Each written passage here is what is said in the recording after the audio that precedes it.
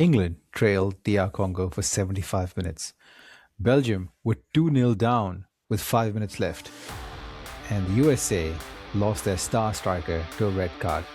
All three came through. Day 21 was the day that nearly was not.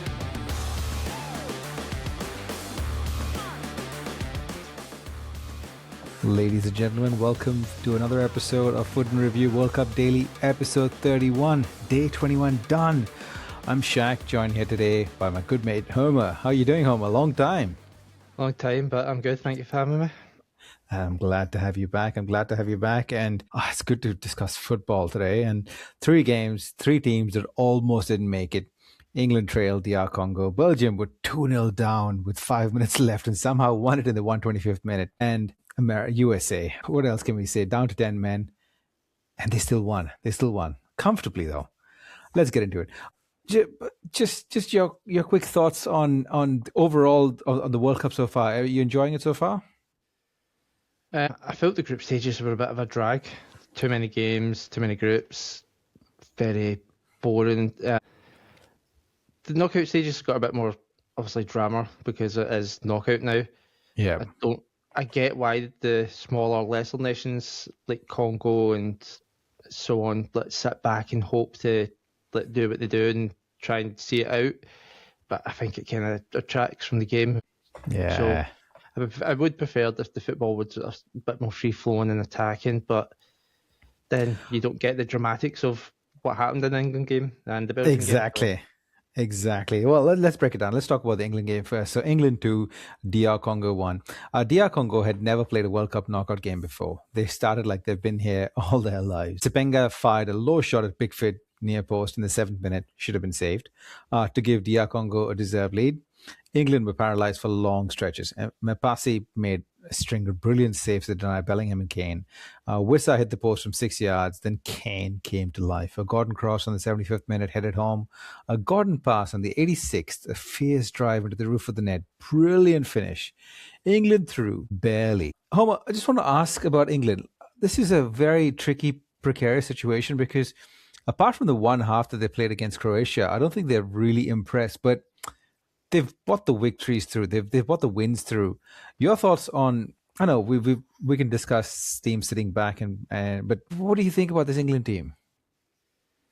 Not the best England team that they've had. I think this is the worst in a long time, and they're literally labouring through games. I don't know. There's that adage that winners win no matter what, but then there's that thing of the flip side of the coin, which is you can only just keep winning by the skin of your teeth so long before it catches up with you. I think the Mexico, I don't know, I'm in two minds. I did say in our group chat that I think Mexico might be a better matchup like Croatia was, because Mexico will come at them. They'll be open, there'll be gaps, there'll be space to play into, which is the complete opposite of the likes of Congo and Ghana, where they sat back. They were really compact. The only space was down the wing. So you had to play that horseshoe football of round to the left wing. Left wing gets it so far, has to come back, and then you play it round back to the right winger, and then it back round, and you keep going in that horseshoe until you try and find that space, which is it's a hard thing to play against unless somebody is brave enough to take a run or a shot or try and break through that gap. So I think Mexico might be a little bit more of a suited game because they'll be able to play, but it's just a weak squad. Like Djed, Spence, how he is an international footballer, I do not know. And he was just terrible. Like Pickford's terrible for the goal, but his positioning, he's so sucked into the middle that there's no need for him to be there. He's not watching behind his shoulder. His stance, everything was terrible. But he's the worst of the bad bunch. But a lot of them are like 120 million for Elliot Anderson, and he was mid at best. He was so enormous. Everything was safe. So if they keep that up, they'll go out very easily, but it just depends. Yeah, I think you hit the nail on the head there. I think this England team really struggles in breaking down teams, and that's fair enough because you don't necessarily have any flair players as such that can actually break down the defense, will pass you to death or break you down. They want to pass you to death, but they can't really find the penetrating pass. They don't have a single player in midfield who can actually pass the ball in front. So Declan Rice and Anderson both are really good at what they do, but they're not good at finding the killer pass or a through ball that can go through. Kane can potentially do that, but then who's going to go and score the goal because Kane's doing that? And it's just, I think you're quite right. Mexico will be slightly open, but the difference is Mexico in Azteca is a completely different Mexico to playing Mexico anywhere else. And if you saw the Ecuador game, they come out with such a fierce roar, and that whole crowd is a 12th man. I don't know if England can actually survive against Mexico. I really don't. I will be really, regardless of how open Mexico will be, I don't think they have enough, and they have enough in the tank to resist that, especially with people like Djed, Spence in as a right back. I'm intrigued as to how they will cope with the first 20, 25 minutes, maybe 30 minutes against the Mexican squad. That's the part that I'm really intrigued about for that particular round of 16 knockout. It will be interesting. Obviously, the altitude plays a huge thing in this taker as well. The Mexicans are used to it. In England, I think West Brom screams the highest, so not many will be used to that sort of altitude. So it's one of these games where I would more be interested in step on watching, because there is all these playing parts or moving parts that make it interesting. Can they handle the altitude? Will the way we handle the ferocity in the first so many minutes? It's going to be a more interesting watch if it's a whitewashed for Mexico, if it's a ding-dong battle where both are just back to front like a basketball match. I think it will be one of the games that you want to watch. Do you think, because towards the end when Declan Rice moved right back, that's literally when the game kind of opened up for England with some attacking input from the right back as well, and he actually did a lot for the first goal as well. Do you actually think that against the game in Mexico, Tuchel will go ahead and play Declan Rice as the right back and then probably put Mainu in along with Anderson? If he does start with Rice, I think he brings Eze in.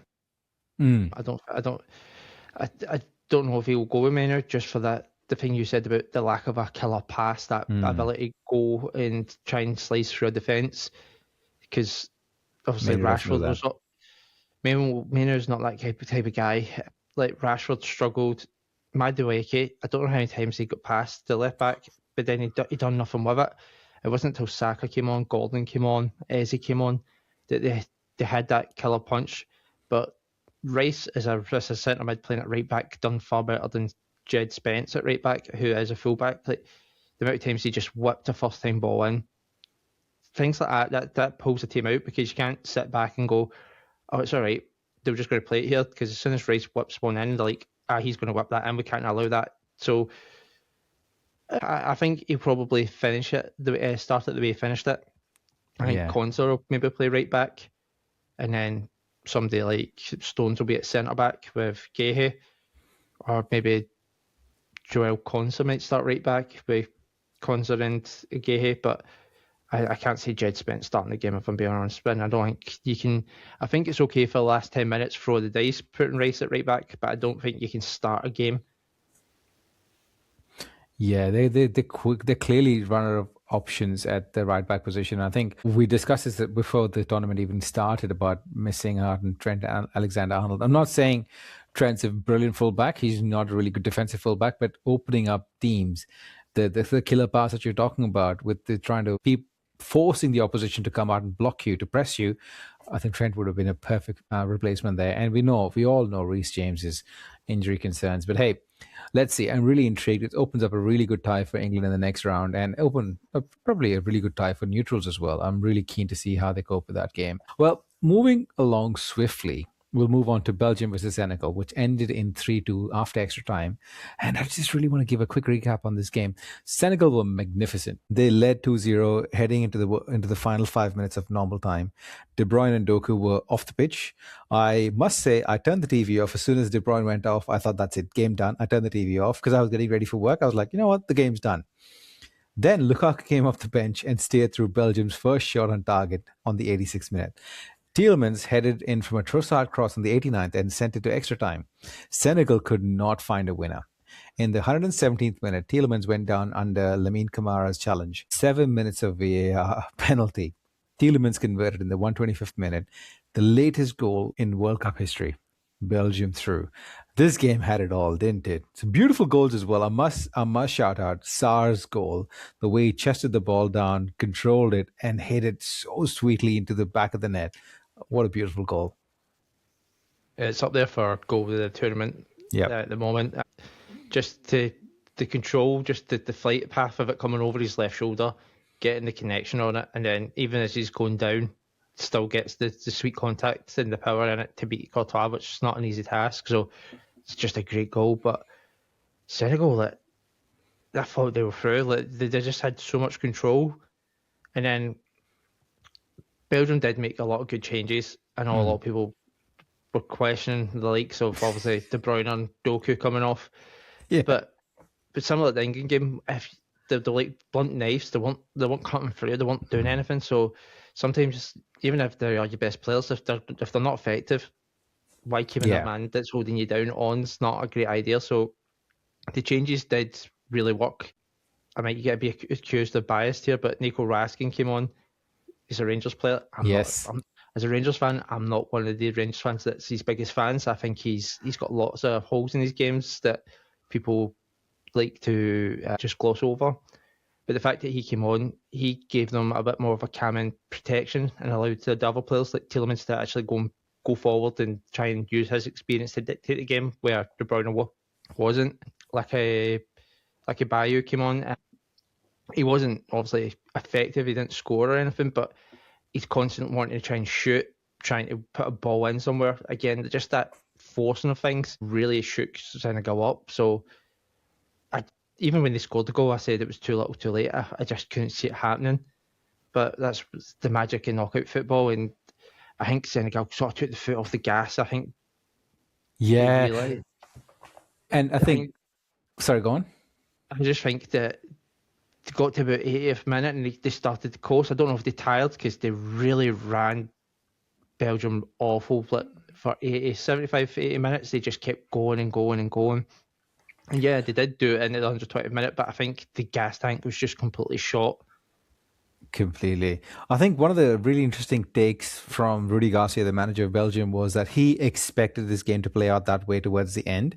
And that's a very interesting point, because if you look at even DR Congo and Belgium as well, both these African teams, I don't know if this is a makeup or they went so hard. The game management probably didn't hit the mark as much, because Rudi Garcia actually came out and said, we know this is how they were going to play. And we knew that they will not be switched on towards the end of the game. I mean, I'm paraphrasing here, but essentially he was trying to say that they were not going to be as switched on towards the end of the game, and they knew that they had an opportunity towards the end of the game, and it transpired exactly like that. And in hindsight, it seems logical, but I couldn't believe that Senegal literally just handed the game away, because they just switched off. Especially for Lukaku's goal, it was understandable. For Tielemans' goal, it was just it shouldn't have. They should have done better. They really should have done better, and I'm sad for them. It's sad. What's this? Just the record of the amount of African nations gone through. But it would have been interesting if they could have got further. Like a lot of more African nations, it'd be nice to see if like an African or an Asian team or an Oceanic team could get at least to the final, and if they could win one, just to break up the monotony of always being a European or a South American. Yeah. But like I said, and Rudi Garcia predicted it. Like their management at the end, the gas tankers were gone, and you can't even say it's like lack of experience, because they've got guys like Idrissa Gueye in the middle of the pitch. They've got Sadio Mane. They've got Nicholas Jack. I know he's obviously a bit of a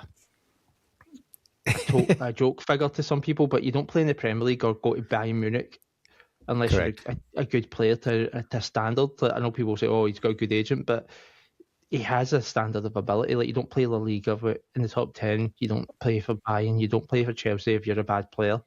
So it was just like Congo. I think there's only so long you can hold out, try to like just see out a game. You've got to do a lot better than both teams did, and I don't know how you improve that. Yeah, I completely agree. I think they were a good team overall. They did play really well. They had some quality up front. Mane still got it, and Djed was his start after the last game was really good. So really good players, really good. I think it's just concentration towards the end let them down a little bit. And yeah, we'll talk about, you spoke about Oceanic team or maybe an African team or an America's team. We're going to the final or maybe even winning it. We'll bring that up shortly. We'll just have a quick hydration break before we go on. So 2 games of pure chaos and 1 more to go. The USA is still to come, and they did it with 10 men. This is your food and review hydration break. Grab a drink. We'll be right back. If the show has been getting you through the World Cup every single day, support us at buymeacoffee.com/footandreview. Alternatively, all you have to do is just give us a 5-star rating on your podcast app of choice, or just jump into footandreview.com and follow us on Instagram at Foot and Review and TikTok at Foot and Review Podcast. And all you have to do is just follow us. Back in 3, 2, 1. Right. Game 3. USA 2, Bosnia-Herzegovina 1. Balogun dominated the first half, scoring his third goal of the tournament just before halftime, a Team Ream turnover and a fortunate deflection. Then, in the 64th minute, after a VAR review, Balogun was sent off for coming down on Tariq's ankle, a decision Pochettino described as never a red card. USA played with 10 men for 36 minutes, and then in the 82nd minute, Malik Tillman curled in an exquisite free kick over the wall and into the net. USA win 2-0. First World Cup knockouts win since 2002, at home even now. And after the final whistle, they sang Country Roads. Is this a magical moment for the USA? You know, you spoke about teams ending up in the final that are not a European team or a South American team. What do you think? Do the USA have it in the tank? What do you think, Homer? Generally don't think they've got it. I'm going to be the way that this tournament's worked out. They got a favourable game in Bosnia.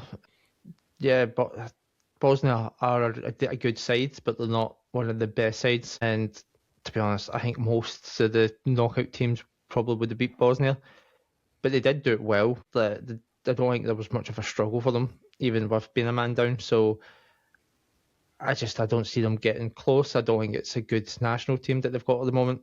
They have some really good players like Tillman. They have obviously Balogun. Reynolds went off the boil. He's still decent, but he's not the prospect that he was. Pulisic, I don't think pulls up many trees at the moment either.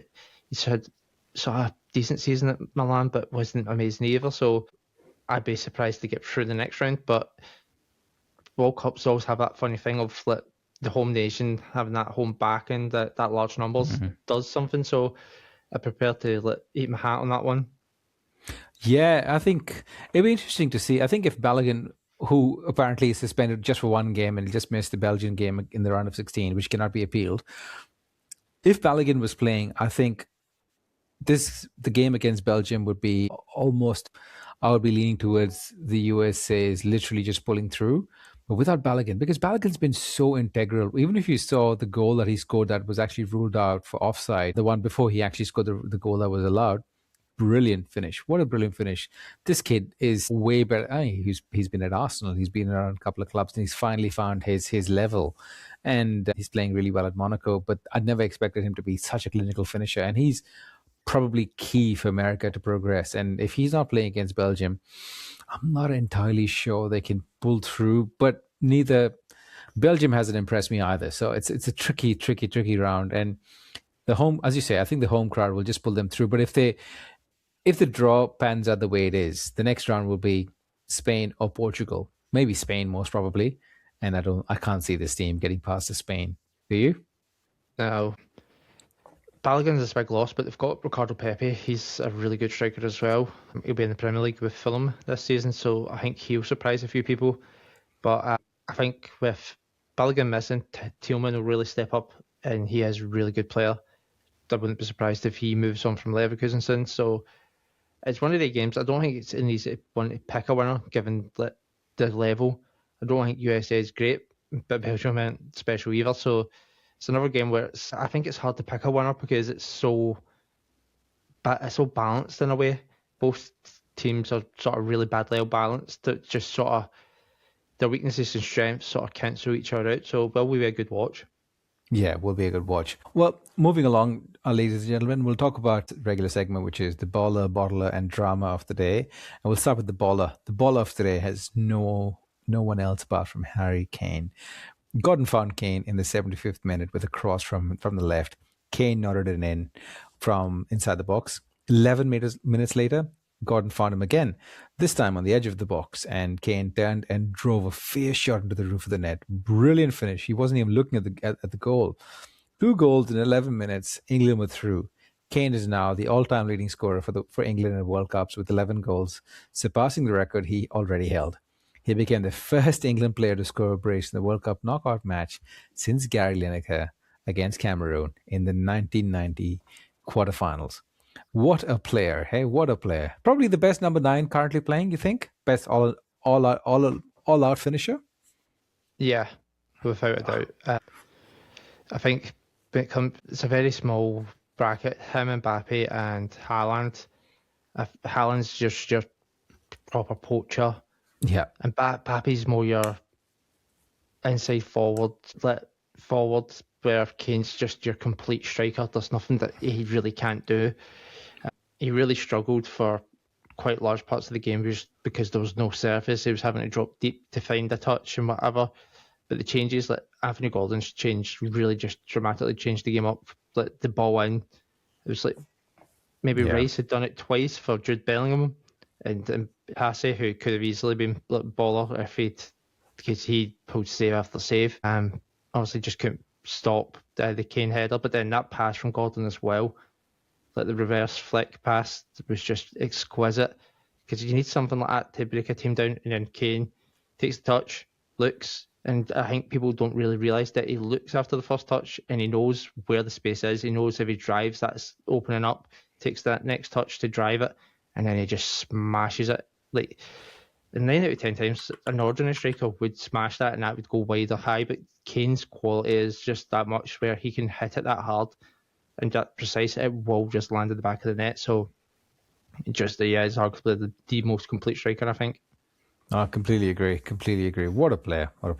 Well, we'll move on to the bottler. We've discussed them before, but I think it has to be, unfortunately, as much as it hates me to do it, a bottler for today has to be Senegal, because they had the round of 16 literally in the palm of their hands and they let it go. We've discussed them in great amount of detail, but any final words on Senegal's mishap today? Yeah, like in knockout tournaments, you can't take a 2-0 lead and give it up, especially when you're 2-0 up and you get dragged back to 2 each, and you're in the last minute. One of the things you're taught as a kid is you don't go to ground, like, and in the box. And why? It was Kamara, wasn't it? He went to ground. Like, he had no hope of winning that ball. Like, it was just sheer stupidity. So, yeah, bottler was a very fitting title. Yeah. 2-0 up, 5 minutes left, and they did not go through in a World Cup. That's the definition of bottling. So unfortunately, Senegal, you're the bottlers of day 21. The drama. This is going to be a controversial topic, but we have to address this. The drama for today is the red card for Balogun. Your thoughts, firstly, on whether it's a red card, and then we'll dovetail on from there. What do you think? Is that a red card in your opinion? For me, no. But I've seen them given and seen them being overturned. Unfortunately, Balogun doesn't have that tool, so he's going to miss the next game. But I personally don't think it's a red card. Yeah.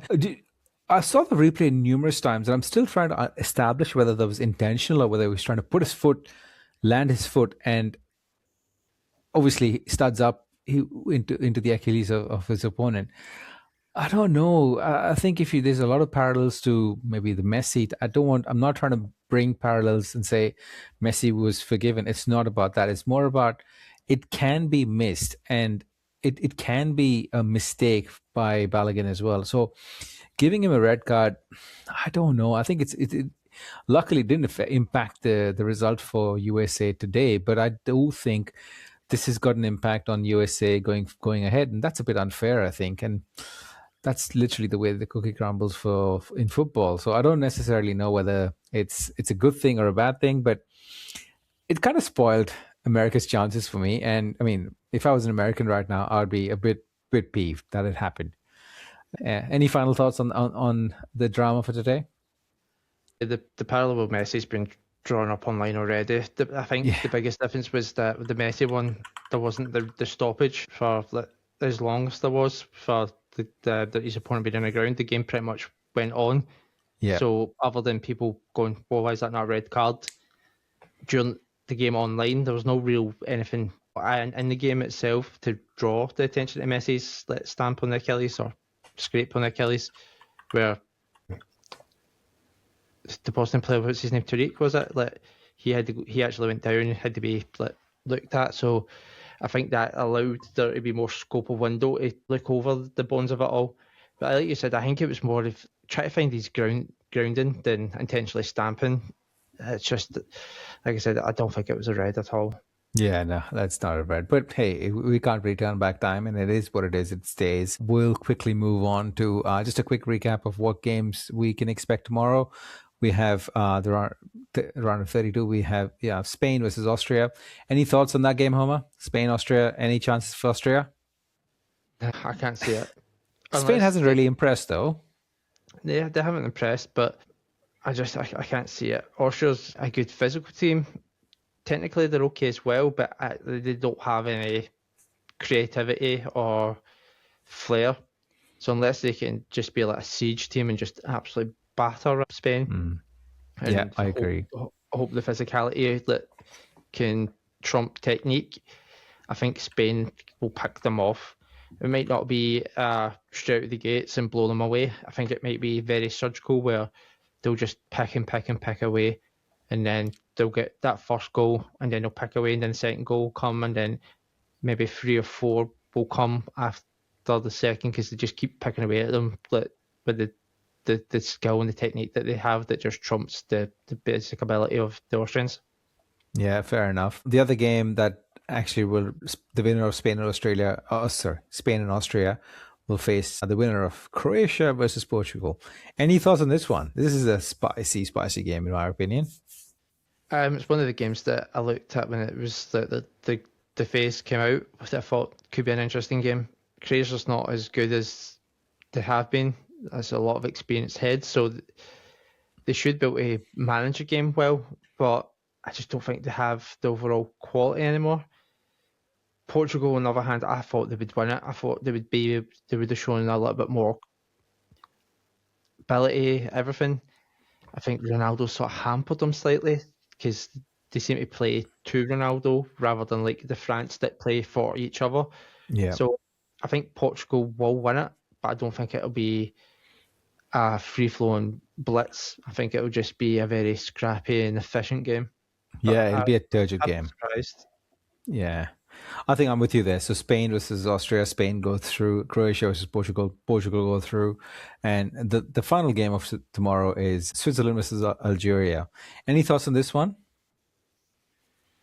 It's a very balanced game, I think. If it was Algeria, I know Maris scored a double, but I don't think he's been great. I think Masser's been better. You generally would hope Masser starts, and he is a really good player. He's very young. Switzerland are very similar. I don't think there's really an outstanding quality. I think if Xhaka and Bolo could maybe win it for them, but I think it's a coin flip of a game for me. Yeah, it is. It'll be probably out of all the games, that probably will be the closest game that we see tomorrow. Right, listeners, day 21 done. England through barely. Belgium through dramatically. USA through with 10 men. The round of 16 is almost here. We'll see you tomorrow.